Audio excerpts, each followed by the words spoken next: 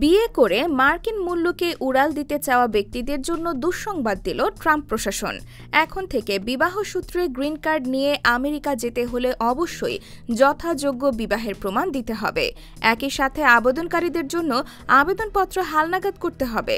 Visa পেতে হলে সাক্ষাৎকারের প্রক্রিয়া অংশ নিতে হবে, এমনকি আর্থিক তথ্যের বিস্তারিত বিবরণ জমা দিতে হবে।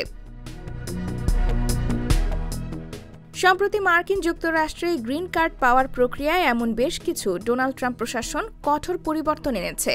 মার্কিন নাগরিকত্ব এবং অভিবাসন পরিষেবা USCIS জানিয়েছে, গ্রিন কার্ডধারীদের স্থায়ীভাবে বসবাসের অধিকার তখনই থাকবে যখন তারা কোনো আইন ভঙ্গ না করে এবং নিয়মিত কর পরিশোধ করে।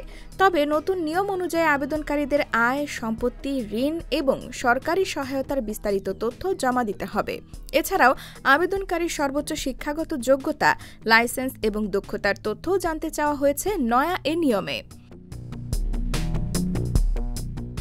এ প্রসঙ্গে ইমিগ্রেশন আইনজীবী র্যাচেল আইবান্ড জানিয়েছেন, বাইডেন প্রশাসনের সময় প্রায় সকল নিয়মকানুন স্থগিত করা হয়েছিল।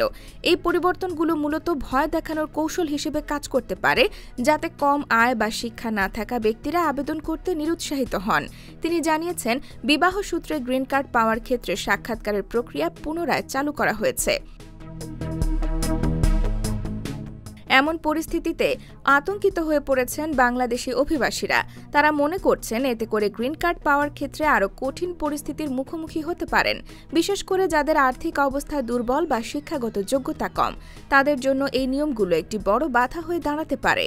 এই পরিস্থিতিতে বাংলাদেশি অভিবাসীদের জন্য মার্কিন যুক্তরাষ্ট্রে স্থায়ীভাবে বসবাসের স্বপ্ন আরও কঠিন হয়ে উঠবে বলে মনে করছেন নিউ ইয়র্কে বসবাসরত বাংলাদেশি অভিবাসন বিশ্লেষকরা। IBTV USA, New York।